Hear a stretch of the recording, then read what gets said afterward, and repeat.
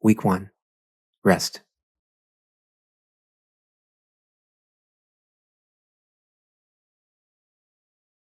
Sleep hygiene, guiding principle. Even just 1 hour more of deep sleep can make a massive difference.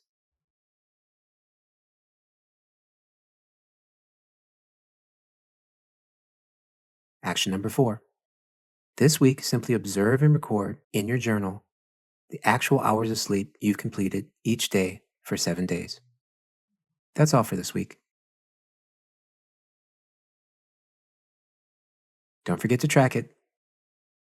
See you next week.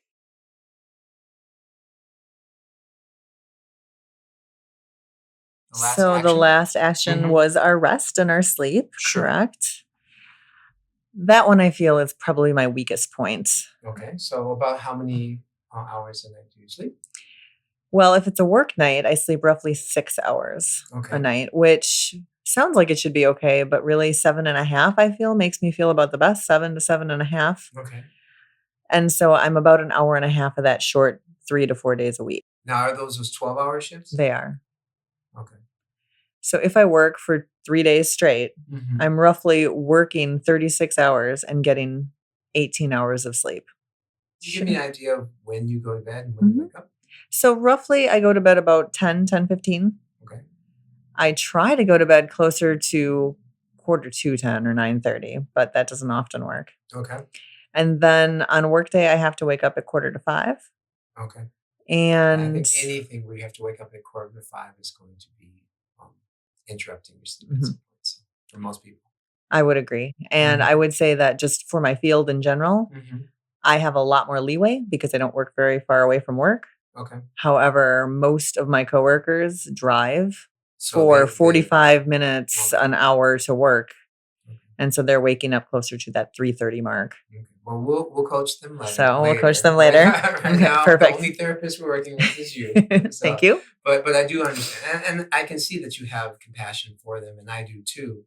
It's just that I'm trying to work with one issue, and I remember I worked for a company where I had to train people that worked on every different shift, and they also had a 12-hour shift in the middle of the day that covered. Almost like a swing shift, right? Yeah, that covered, and I had to work with those people too. So I had to train all of these different people.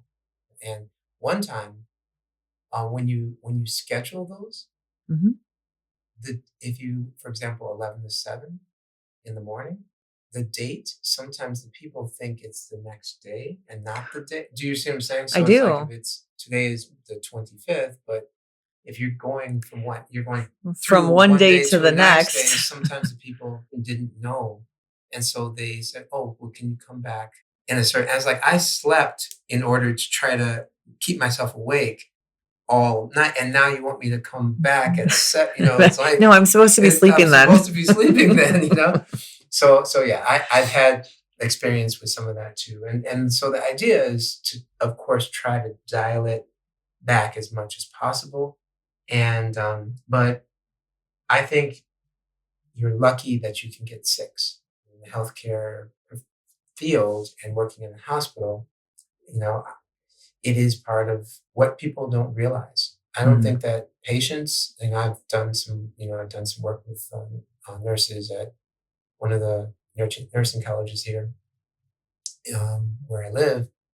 And that was a big issue because of the way that the hours were going, and then how difficult it was working with patients and their families coming in and not understanding the fatigue and that kind of thing. So, but for you,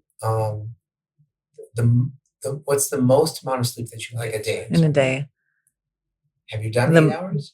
I have. Okay. So my question is this.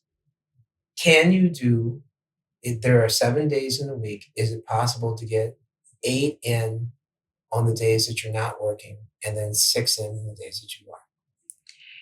It is probably possible. Probably. Okay. From a health perspective, it is possible. Okay. From a mental health perspective, I try to, my personal preference is to wake up before my family because it's my time with the house, my time to do any house business we might need if I have to pay bills or any cleaning Sure. projects that I'm behind on. And so I don't try to stick to the 6 hours of sleep because that feels too little, like, on my work days. But so, for example, if I go to bed at 10, then I may try to wake up at, 5:30 to do some of that before family wakes up at 6:30 or 7.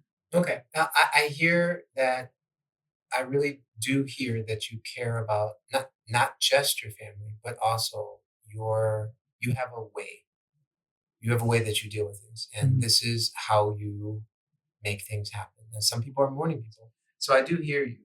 So we've already established that 3 days a week, 6 hours is the most you can possibly get, mhm. and we've also established that on the days that you're off, you're maybe seven, 7, 7 and a maybe half. 7.5. Okay, and um,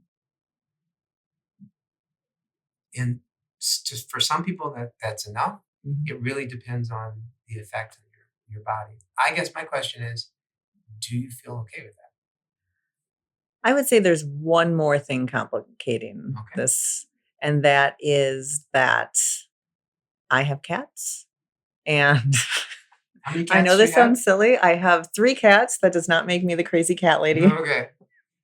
I think technically you have to have five before you get Oh, perfect. Excellent. I have some room. crazy. Okay. But they wake me up at 4 in the morning for food. And Oh. then once I'm up at 4, 4:30 for food, then it takes them a while to settle. So it Mm, takes me a while to settle. okay. So it is interrupted sleep, What about the technically. dogs? Or the dog, The I'm sorry. dog, What about the dog? well, that's the settling part. Okay. Then the dog says, "Oh, let me go upstairs. Let me go downstairs. No, oh, I'm gonna come upstairs again." Okay. So there's about a half hour of settle period. So there are some breaks in the sleep is the Okay. So the cats wake up at 4 o'clock every morning? Oh, 4:30, yes. 4:30 every morning, Mhm. which helps when you're doing the respiratory therapy stuff, but it doesn't help when you're trying to do your sleeping. Where I'm sleeping sleep therapy for Sleep me. therapy, yeah. Mhm. Okay. Huh. Okay. Okay. So that is a factor. Um, can cats be trained? The jury is still out. Sure, it's still out. Cats can be trained. After Is there a cat? 2,000 years, Is we there a still don't cat know. whisperer? Okay, and then what about the other end of the spectrum? Mm. Going to bed earlier. What about that? We haven't discussed that. That sounds like a more doable plan than training cats. Oh, okay, okay. So how is that work in your family though? Well, once I get past the hurdle of, yes, I'm over 40, but I'm not yet Oh 75, yeah, so I okay, shouldn't yeah. need to go to bed at 9 Yeah, yeah, PM. yeah. It should work excellent because with the family, we like Mhm, to get children to bed, for school mhm. between 9, 9:30. So Okay, then so well, technically I should go to yeah, bed. okay. Well, there's another aspect to this which I mentioned was the restorative aspect. Mhm. And for example, do you have a practice as far as a meditative practice, yoga kind of practice, something that you do on a semi-daily basis or a weekly basis? Um, the reason why I ask that is because some of the things that you're looking for, some of the benefits, Mhm. if you really have a super tight schedule, like it seems like you have, if you have a practice that you can rely on, maybe that's another possibility of getting some of the positive effects. So is that something that you have done, or is that something you would be willing to look into? No, absolutely. On a weekly basis, I would say I probably 2, 3 times a week Okay, I'm doing you have something. something. Yes. Okay. Okay. Well, I think that for week one, we have some great stuff, and I think that you're very serious about what you're doing, and you're looking to really integrate into your life. I think you have a great, support system, which is good. Not everybody has, your background Mhm. and that I know about, but I hope that what we talked about today will help other people with some ideas.